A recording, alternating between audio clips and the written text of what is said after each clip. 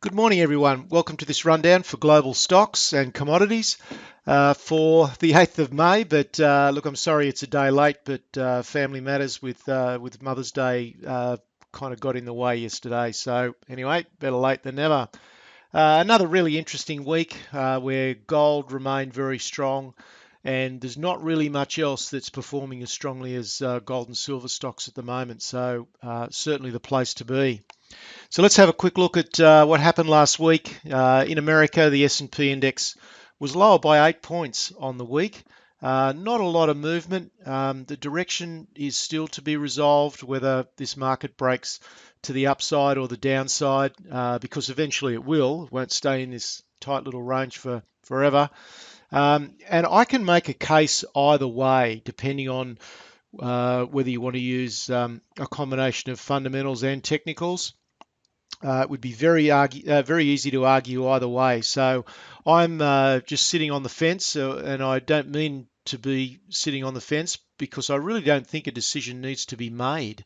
We don't need to anticipate where the market's going. Just make sure you're appropriately positioned uh, for the conditions that prevail at the moment, and that's what I tend to cover in the last slide or two of these presentations. And then let the market show you. You don't have to second guess it. Let's just go with what is and leave yourself open for whether the market moves up or down so that you're not going to be particularly penalized. Now, I think where we're at the moment is a product of poor earnings growth. There's no question that American stocks have been really struggling over the last 3 or 4 quarters. Part of that has been a stronger US dollar, which has impacted the multinational companies. Uh, and opposing that poor earnings growth is that we've got a massive central bank stimulus still, just really hasn't eased off at all. And so the market is caught between the incredible stimulus that's being poured into the system and therefore creating demand for assets, be it stocks or commodities, and also bonds. And then on the other side of the coin, investors are looking at the very poor earnings growth and thinking, well, gee, there's not a lot of value here either at these sort of price levels. And so we're stuck with this impasse between a huge surge in money that has to find a home and people that aren't really seeing any value, and hence the market is just stuck. There's only a very few select stocks that are trending. It's I'm guessing, but it's maybe less than 5% of the American market, if that, would be trending. So therefore, you have to be very, very selective about what you do, and the same applies to Australia, really. Now, I also note that there is very large variability in results within sectors. So it's not just as simple as saying, "Oh, this sector's running up," or "this sector's not." Within the sectors, there's a lot of difference between the results that are coming out.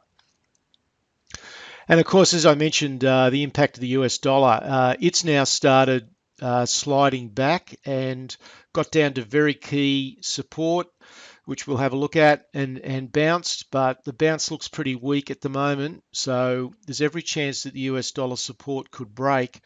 And with the US dollar heading lower, that is clearly good for the larger stocks on the American market that have got global businesses. Let's just have a quick look at the Aussie stocks. Our dollar sharply down, so that's partly a function of, I think, the expectation that commodity prices are going to start to come off again, and also the RBA rate cut through the week, which came as a bit of a surprise to most people. And now there's a lot of talk about a second rate cut within the next few months. So the Aussie dollar was only about a week ago was trading above 78. Now it's down at 73.6. So quite a sharp move. And as you know, I've been saying for a long time that I think the long-term trend for the Aussie dollar is still down. There's every chance we're going to see something in the sixes, quite possibly 65 cents. But certainly partly about commodity prices. And I don't hold out high hopes for commodity prices. So surprise RBA cut and quite possibly another one to come. So good for those with mortgages. Now the ASX index was up by 40 points on the week, but we're into a time of the year when a jump in volatility is quite likely. So I think you just have to expect that.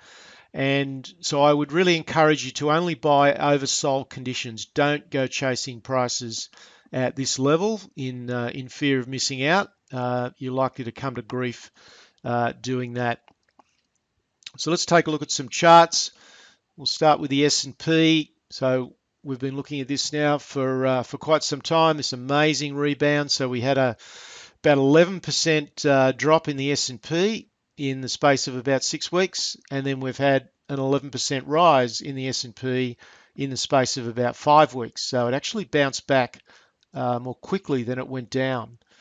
But we're now stuck in this range between 2023 on the bottom and about 2110 on the upside. And it's a brave person that would try and call the way that one is going to go. So as I said earlier, let's just let the market show us. There's the bigger picture view on a monthly chart. Nothing has really changed there at all, other than you can see that we've certainly got a change of character in the market from the previous 6 years of rises. The question is this a consolidation before another move higher? And there certainly is a technical argument to that side of it. Or is this a topping process that will lead to a more protracted decline? All things considered, and particularly given all the monetary stimulus that's out there, I find it pretty hard to envisage the market breaking 1820. I'm not saying it's not going to happen, but I think if we do get a move back down, it's probably going to stay within this overall big picture range. It's really hard to see how the market would get down below 1820 at the moment. But you never know. Things could come unraveled in all sorts of places: Europe, China, Japan. There's a lot of stimulus out there for disruption, that's for sure. Now, just looking at the Russell 2000. So we haven't made it back to the highs as we did with the S&P. The Russell started rolling over a bit, but then this is exactly what you'd expect, the smaller caps to be underperforming. But look, there's nothing drastic there at all. So it doesn't really give me any cause for concern.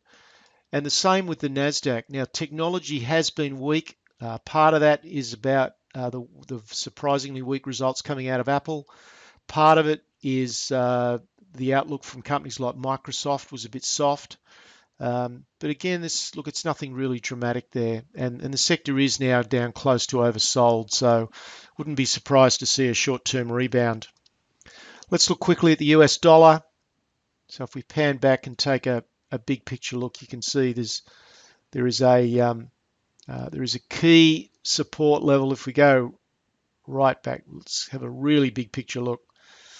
So this is a very, very important support level at around the 92.5 to 93 mark.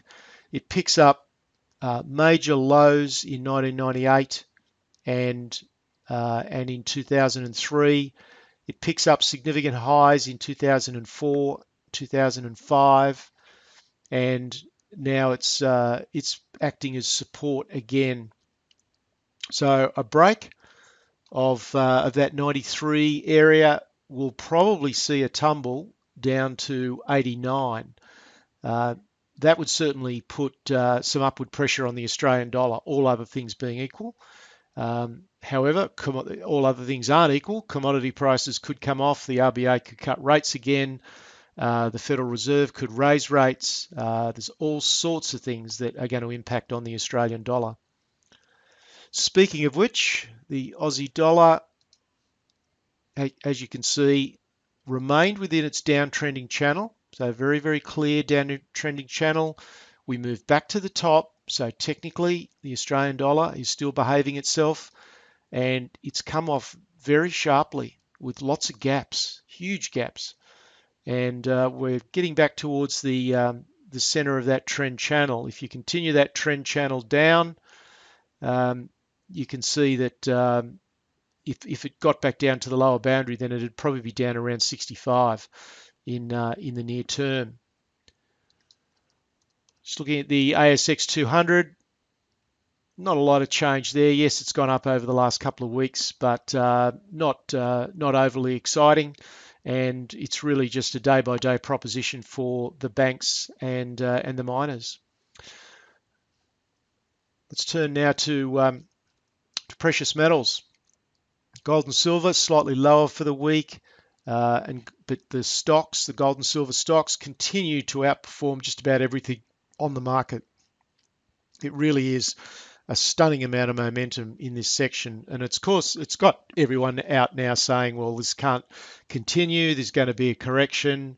And yes, I agree, absolutely, there will be a correction, but we don't know that it's going to be yet, and we don't know that the market may move considerably higher yet. The momentum behind gold and silver stocks in America is quite awesome. Now, I've been talking about this ratio between gold stocks, or the gold stock indices, and gold itself. That ratio in the last couple of months has risen from an absurdly low 0.1. In other words, the stock ratio was only 0.1 of the price of gold. It's now risen to 0.17, which is a fair appreciation, and that reflects the fact that gold stock indices have doubled, while gold has only gone up by around 20%. The long-term average post 2008, which is when all this massive central bank stimulus has occurred, so I think that's really the valid period that we should look at. We should consider a long-term average relative to today's conditions, and that long-term average is 0.43. So you can see there's still a long way to go. And if the price of gold starts moving higher, then of course stocks have got to go up even faster than that. So the longer-term outlook for gold stocks really is very encouraging. Now, normally I would be a bit concerned about this level of overboughtness, if I can use that term. If we were a year or 2 years or 3 years into the rally, but the fact is we're not. We've only just started, and this is a recovery from crazy lows. I mean, 0.1 stock ratio to the gold price was just crazy. It was absurd, and it had to rebound. So this rebound, I think, is a function of just coming back from absurdly low levels, and quite possibly doesn't have a lot to do with the gold price yet. So if the gold price firms up, then this rally is going to be spectacular. Let's just look at the precious metals market. So we'll start first of all with a weekly chart. So you can see that yes, the price of gold has moved up quite nicely from these lows down here around 1,060. We've broken back into this little channel here. We also broke above this wedge. We've consolidated. We started moving again, but there really wasn't much price movement in gold last week. As you can see, it was just effectively flat. So gold hasn't really been doing a great deal yet. There's the daily chart. So 4 days down, 1 day up, reversed most of that. And if we look at silver, silver also same pattern. Silver is outperforming gold, which is another positive for me. So let's look at the HUI index. We can look at that or look at the GDX. Doesn't really matter. And you can see just the difference in the strength.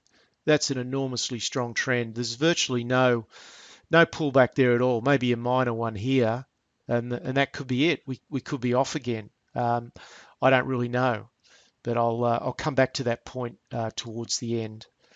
So very, very impressive action in the precious metal space. Copper was down a little bit, but again, it's just moving with currencies. Crude oil was higher to 45, but it is having trouble pushing higher now, as indeed it should. It's quite crazy with where crude oil is trading, in my opinion, relative to the supply and demand. This is spot copper, not a lot of change. So to wrap it up, the overall strategic approach, I'm still recommending caution for a number of reasons. the valuations in America and relative to their earnings growth are very unimpressive. I do have concerns about the Australian or some parts of the Australian economy, so I do have some concerns about the majority of both markets.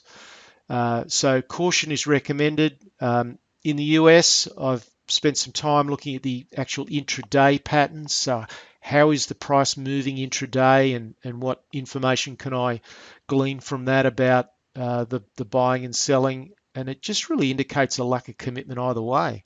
I'm not seeing strong demand, and equally, I'm not seeing any strong selling signs either, even on an intraday basis. So I think people are just sort of waiting to see.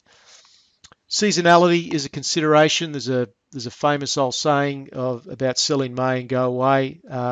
Frankly, I think it's misunderstood on two fronts. First of all, there's probably at least 3 out of 10 years where this stretch from May to September is not a negative stretch. It is actually a positive stretch.